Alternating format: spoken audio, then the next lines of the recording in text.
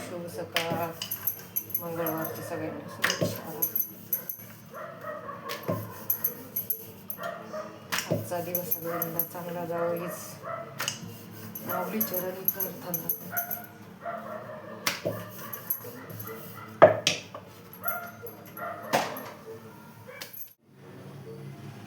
सकाळची सुरुवात दोडक्याची भाजी केली पातळ. आता पोळ्या पण चालू आहे. डब्बा भरायचा. सकाळची तयारी अशी बघा. आता सकाळचा स्वयंपाक झाला, डब्बा भरून दिला. आणि मला कालचा सोमवार आणि आजचा मंगळवार. आज बऱ्याच दिवसातून साबुदाणा खायचा आहे. साबुदाणा पण भिजत घातलेला आहे. आज म्हटलं काहीतरी वेगळा साबुदाणा करावा. या थोड्याच मिरच्या टाकलेल्या, एक मिरची कट करून. बटाटे धुवून घेतले.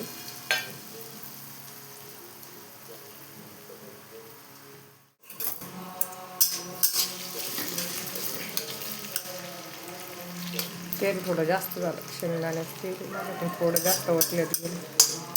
कधी कधी खूप चिडचिड होती, कारण हे बघा सकाळचा डबा झाला आणि लगेच चहा गाळून ठेवलेला आहे मी कपात नाही सॉरी, पातीला खाली घेतलं चहाचं. नेमकं चहा ठेवायचा आहे मला घ्यायचा. पण म्हटलं पहिलं बटाटे फ्राय करायला टाकून द्यावा. असं हिरव्या मिरचीचा कूट दळून घेतला आज भरपूर दिवसातून साबुदाणा खायचा आहे. कढई साबुदाणा तर खायचाच आहे, पण तुम्ही पहिलं भांडे बघा कसे भांडे वापरते मी. व्हिडिओ मागचा उद्देश भांडे पण बघत जा, आपल्या शरीराला काय चांगलं आहे. सकाळी केली आपण ती कढई वेगळी होती आणि आत्ताची कढई तुम्ही म्हणता खूप मोठी कढई, पण खरं सांगायचं म्हणजे आमच्याकडे आज पाणी नाही. माझे झाल्या 2 कढाया सकाळपासून. आणि मुलीला टिफिनला सुकी भाजी करायची आणि आमच्या साहेबाला लागती साधी भाजी पातळ, म्हणून हिरवी मिरचीची भाजी असती. आता ही कढई वापरली मी, ही लोखंडाची कढई, मोठी कढई. त्याच्यातच साबुदाणा मी करणार आहे, कारण मोकळं बरं राहतं आपल्याला साबुदाणा पण हे करायला.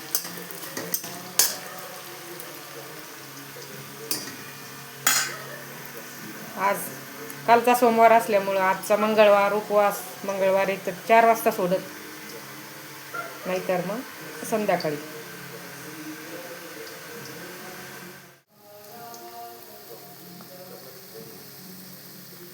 खरं सांगायचं म्हटलं तुम्हाला एक सांगू का, आता बाकीचे डबे वगैरे सगळे, बाकीचे देवपूजा ते सगळं सकाळचं घरातलं बाकीचं आवरलं ना, आपलं धुणं भांडे हे कामं तर चालूच राहतं. पण त्याच्या मागं बाकीचा पसारा हे ते बराच वेळ चालतं आपल्याला, जवळ 12पर्यंत येत जातं.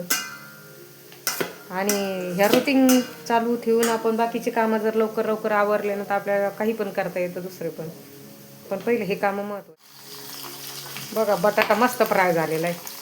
आता याच्यात मी डायरेक्ट हात तिखट शेंगदाण्याचं टाकणार आहे.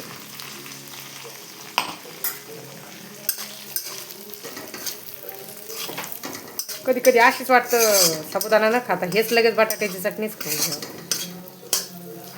पण हा साबुदाणा भिजवलेला आहे. आता इकडं चहा घ्यायचा आहे मला. सकाळी थोडा गडबडीत चहा घेतला, तो थोडासा 1-2 घोट होता. आता थोडा निवांत चहा पिऊ. आणि हा साबुदाणा आता आम्ही दोघी पण खाणार आहे. तुम्ही म्हणता दही साबुदाणा आहे.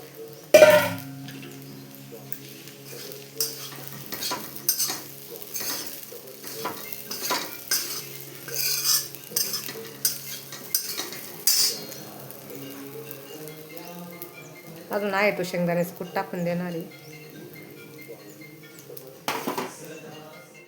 आता हा पण कूट टाकून द्यायचा आहे, पण साबुदाणा जास्त होईल.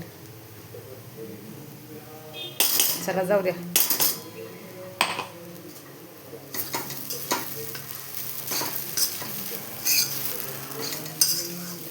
या असा मस्त लुसलुसीत साबुदाणा खायला कोणला पाणी आलं बरं तोंडाला. खरंच साबुदाणा लोखंडाच्या कढईतला तर एकदम खमंग लागतो.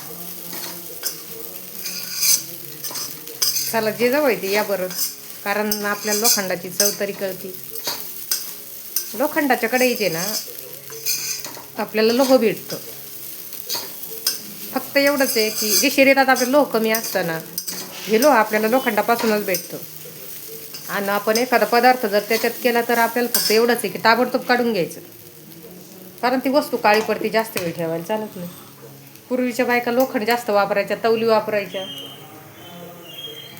तवली म्हणजे बघा मी तुम्हाला ही तवलीची पण रेसिपी दाखवणार आहे. आपल्याकडे सगळेच भांडे, हे बघा तवली पण आहे आपल्याकडे. आपण याच्यात पण म्हणजे कालची भाजी मी याच्यातच केली होती संध्याकाळची, पण काल मी व्हिडिओ नाही घेतला संध्याकाळचा, सोमवार संध्याकाळचा. अशी तवली. मातीचे भांडे पण आपण वापरायला पाहिजे. माझ्याकडे सगळे प्रकारचे भांडे. लोखंडाच्या कढई तर म्हणजे बघा ही एक कढई लोखंडाची छोटी, ही एक लोखंडाची कढई मी रोज वापरते. कमी भाजी असली ना एका माणसाची ती भाजी होऊन जाती. आणि छोटं काही तळायचं असलं तर ते. आणि ही एक मोठी. बरं कढई पाहिलं मागू नका बरं कोणी जवळ असल्यावर.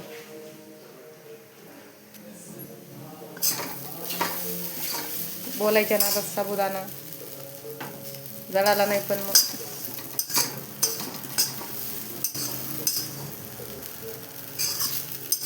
कोणाला खरंच खायचं असला ते परत म्हणताल म्हटले नाही. चला आमची कचऱ्याची गाडी आली, कचरा पण टाकायचा.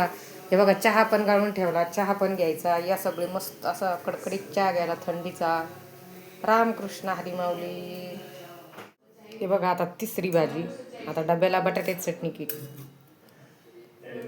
पहिलं दोडका चपाती, दोडक्याची भाजी आणि चपाती, नंतर साबुदाणा मला. आता ही सुकी भाजी. आपलं ह्याच्यातच वेळ जातो. चला मग पुढच्या कामाला. चला अशी गरमागरम चटपटीत मस्त बटाटा चटणी या खायला.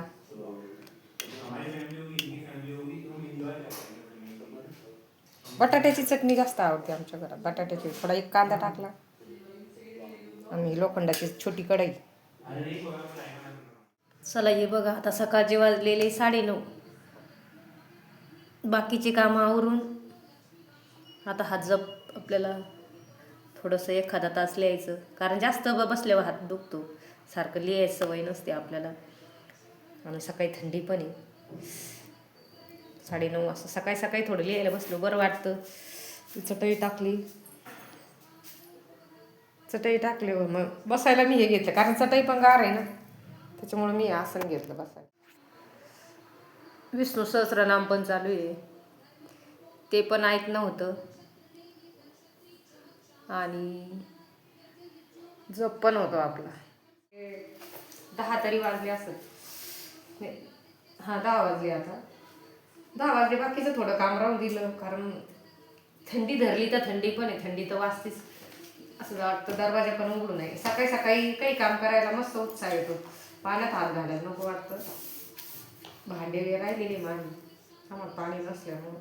पण तोपर्यंत असं बसण्यापेक्षा आता जप तरी लिहा म्हटलं एखादा घंटा. तेवढे 5-7 पानं होत आहेत. नोटबुक मोठी आहे, म्हणजे पेज मोठे आहे. हा दिंडोरी गणित मार्ग मी मागच्या व्हिडिओ सांगितलं की ही सेवा आपल्या दत्त जयंतीपर्यंत करायची. जेवढे होईल तेवढं करीत राहा. चालू असताना मी तुम्हाला दाखवलं विष्णू सहस्त्रनाम पण ऐकायला येतं आपल्याला. असं नाही तर आपण ऑनलाईन तरी म्हणजे याच्यावर लावून द्यायचं आणि टी व्हीवर आपण विष्णू सहस्त्रनाम पण आपलं पाठ होतं.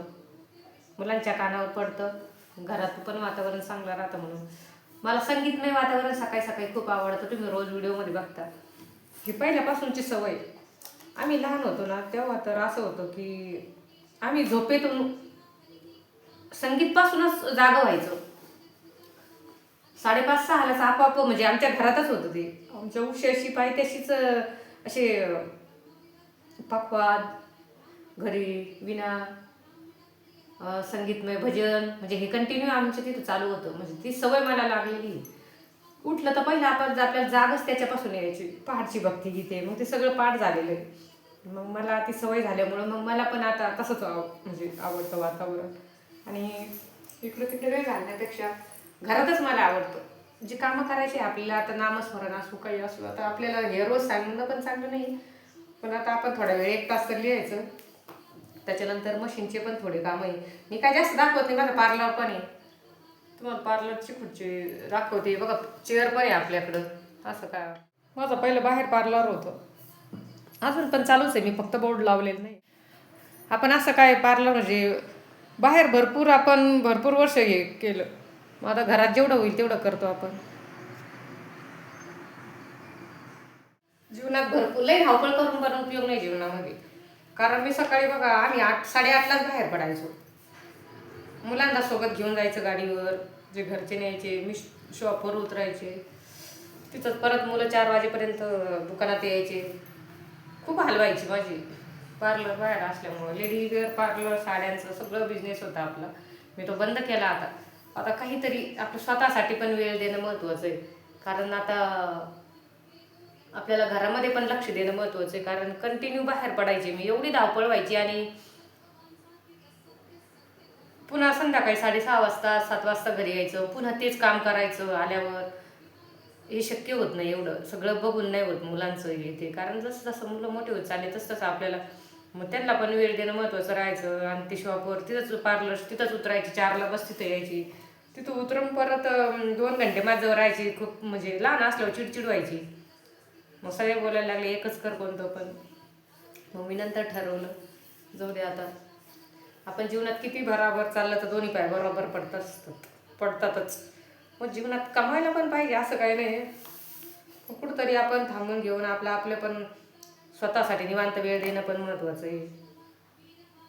आणि जर मग बाकीचे कामं आपण घरामध्ये देवाचं हे करू शकतो, तो पण वेळ देऊ शकतो. आपलं बघा मानवी हे जीवनाला आपल्याला घरामध्ये जसा पैशाचा बँक बॅलन्स पाहिजे तसं आपल्याला नामस्मरण पण आपलं बँकेमध्ये पाहिजे. तेवढं आपल्या नावावर पण खात्यावर जमा झालं पाहिजे. कारण आपल्याला ते टायमावर कामं येतं. ज्यावेळेस आपली तब्येत बिघडते मग आपण काय करतो, मग देवाचं नाव म्हणजे एक सांगते मी रिअल, मग आपण देवाचं नाव करतो. त्यावेळेस काय आपल्याला जेवढं आपण करतो हे तेवढंच आपल्याला काम येतो. म्हणून आपल्यापासून जेवढं सेवा होईल, जेवढं भगवंताचं हे होईल तेवढंच आपल्याला काम येणार आहे. चांगलं बोलणं, चांगलं वागणं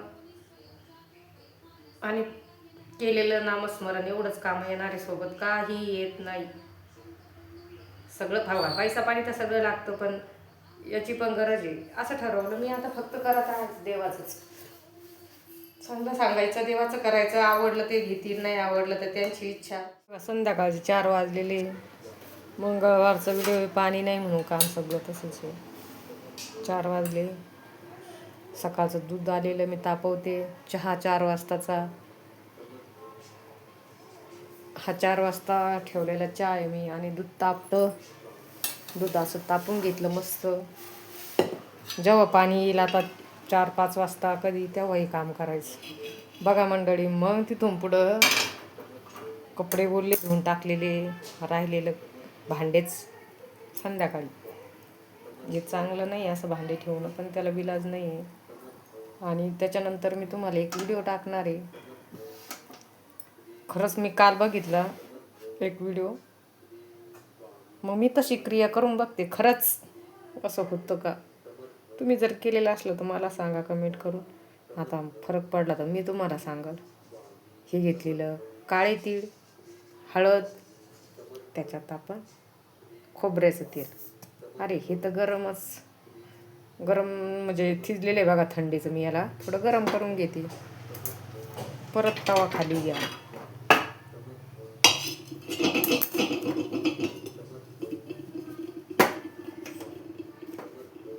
असे कामं लांबते बघा पाणी वगैरे नसल्यावर. आणि ज्यावेळेस पाणी वगैरे काही नाही त्यावेळेस हे कामं करायची कुटाने. बसल्या बसल्याची कुटाने आपल्याला. अजून तर भरपूर राहिलं आहे. मी सांगितलं मी व्हिडिओ घेणार नाही आता. व्हिडिओ झालेला आहे, पण आता एवढा व्हिडिओ करून घेतला कसा आपला मेहंदीचा याचा, खोबरेस तेलाचा. जे पांढरे केस आहे ना, आपण मेहंदी नाही लावायची असं सांगितलेलं आहे ते याच्यात. आणि जे पांढरे केस काळे होण्यासाठी आपल्याला खोबरेस तेलाचा वापर करून असे आपल्याला घरगुती आपल्याला हे तेल करायचे. तर बघा मी याच्यात तेल टाकते आता. हे पूर्ण हे ऑइल काळं झालं पाहिजे तोपर्यंत आपल्याला म्हणजे हे करत राहायचं. बघू मग आता कसं होतं काय. हे बघा आता मी आपलं जे तेल झालेलं होतं ते मी काढून घेतलं.